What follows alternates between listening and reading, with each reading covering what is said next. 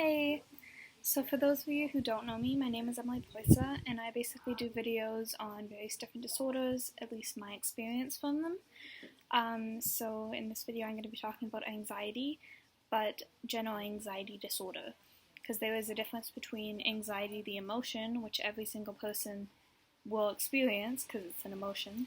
So for example, anxiety is emotion. Let's say you have a big test, a big exam that's very, very important, or a job interview, and you're very, very stressed, that would be anxiety. So anxiety is kind of like a higher level of stress. But anxiety disorders, so there's various different anxiety disorders. There's social anxiety, which I'll do a video about as well. General anxiety, OCD, which is obsessive compulsive disorder. Those all go under the name of anxiety disorders. But in this video I'm going to be talking about general anxiety disorder. So basically, if you have an anxiety disorder or if you have general anxiety, then you have a higher level of anxiety. So instead of having anxiety for like an important event or exam or something, you'll have a constant level of anxiety. So you will get anxious about things that you shouldn't necessarily be anxious about. So for different people that means different things. When it comes to social anxiety, it's when you're around people, when you have different events that can trigger anxiety. For me, I had like a general level of anxiety. So for example, for a neurotypical person, you would have a certain level of stress during the day. So for example, your stress level would be, I always did it as levels because it was the easiest way to explain it. So for a neurotypical person, it would be anywhere from like 1 to 3 out of a scale of 1 to 10, or 0 to 10 basically. And for me, I would have at least a 5. My general anxiety and my stress level would be at least a 5, even if nothing stressful was happening. So you would have a already high level of anxiety, and if you had like a trigger topic or an event that stressed you out, basically your anxiety that was already high would go skyrocketing. So, for example, if you had your normal anxiety level was even a 3, it would be different if you go up 3 levels, you'd only be at a 6, but if you go up 3 levels and your anxiety is usually at a 5, you would already be at an 8. So that can already cause a lot of issues. And so basically it changes the stress level. It changes what you're worried about, what is going on. For me, I would basically have alarm bells in my head. So if something was stressing me out, my brain would be screaming. So it would be very, very difficult to concentrate, and just generally, it's very hard. So anxiety itself, you're supposed to have anxiety. You're supposed to be stressed if there's a bear that's going to come kill you. That's kind of obvious. But if you have an anxiety disorder, you have a high level of stress that is not necessary. And basically, that can cause physical symptoms. Depending on the person, depends on the thing. Some people have more like emotional stress, and some people get like physical symptoms.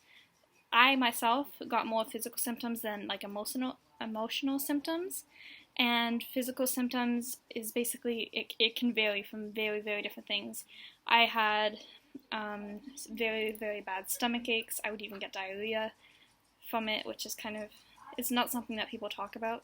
My vision would blur to the point where I could pretty much not see anything. I would get super dizzy to the point where I felt like I was going to faint.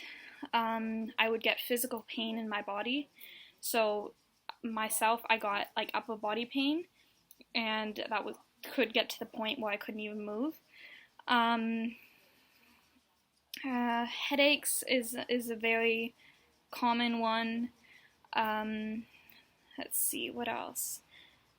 I got a lot of physical symptoms. So, I mean, I had general anxiety and still have general anxiety for over 3 years, and I had social anxiety before that. So I'm very used to the physical symptoms, but that also meant that they would vary. So some things I would have for a while and then I would like outgrow them and then I would switch to something else. And that's the same thing with, if you saw my tic disorder video, it's the same kind of idea. Although the anxiety, it lasts longer.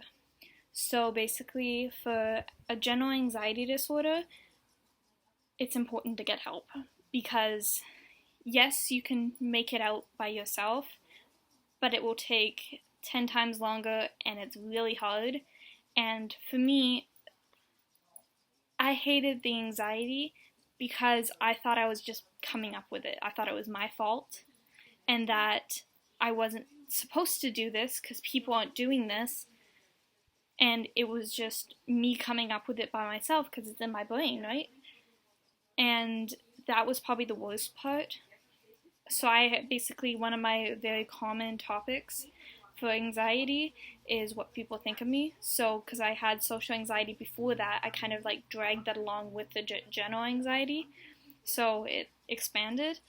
And basically, I have a constant fear of people leaving me, of people making fun of me, and stuff like that. So that is one of my main topics. And it's very hard to convince yourself that people love you and that they're not going to leave you, especially when you have a disorder of any kind.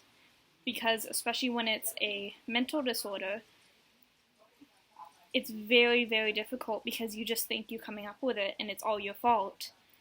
And it's not. It's not your fault. And if you literally, you can look at scans of the difference between somebody's brain that's neurotypical and somebody's brain that has a mental disorder. And you can literally see the difference. And it's the same thing with learning challenges. Your brain is physically different while you're struggling with this. So you didn't come up with it, although it's very easy to convince yourself that you did, because it's like, why can't you just do this? Everybody else is doing that, right? And that's the issue. And there's such a stigma around mental disorders that it's almost shameful to have it, or people will just say that they have it. It's one of two things. Either it's shameful to have it, and you're just attention seeking, or you don't know what you're doing, or something seriously wrong with you, or everybody says they have it. Like, everybody has depression and everybody has anxiety. And yes, everybody has anxiety, the emotion, but there's a big difference between an anxiety, the emotion, and an anxiety disorder, and I'm going to do a video about that as well. But I'm just explaining the basics of general anxiety from my experience.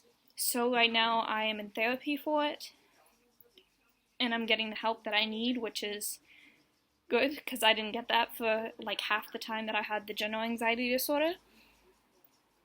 And it can cause so many different things, like, for example, Tourette's goes with anxiety, and mental disorders seem to have buddies. So they'll pick a different disorder, and then they will, like, buddy up.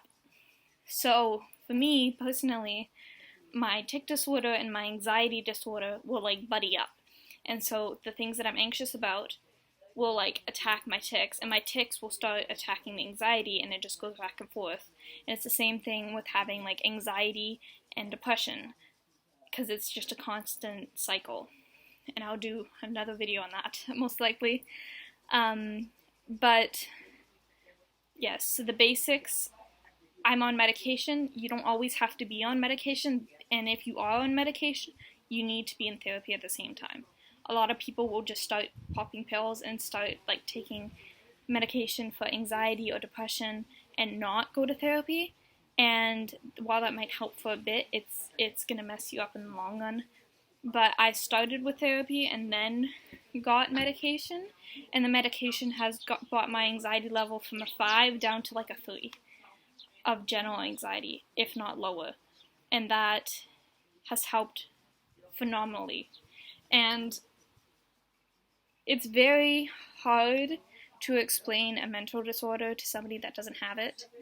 But for me, for anxiety, it's basically like having 100 trains on a train track and them almost crashing into each other every single second.